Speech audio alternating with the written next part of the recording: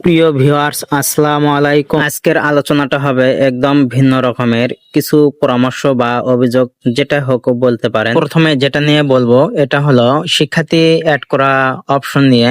এটা যদি শ্রেণীভিত্তিক option add করা যেত তাহলে অ্যাপসটাকে আরো সুন্দর ও প্রফেশনাল মানের মনে হতো। শিক্ষার্থী আইডি নাম্বার দেওয়া হয়, কিন্তু শিক্ষার্থী আইডি নম্বরটি কাজ করে না। সরকারি প্রাথমিক বিদ্যালয়ে অনেক বিশেষ চাহিদা সম্পন্ন শিশু ভর্তি হয়। এক্ষেত্রে যদি বিশেষ চাহিদা সম্পন্ন শিশুর কোনো একটি মেনু বা বাটন থাকতো তাহলে এক্ষেত্রে আরো ভালো হতো। আরেকটি গুরুত্বপূর্ণ বিষয় নিয়ে কথা বলবো, যেটি হলো স্কলারশিপ বা বৃত্তি, যা শুধু পঞ্চম শ্রেণীর জন্য প্রযোজ্য। কিন্তু এক্ষেত্রে যদি আরেকটি উপবৃত্তি বাটন অ্যাড করা যেত তাহলে আরো বিষয়টি ভালো দেখাতো।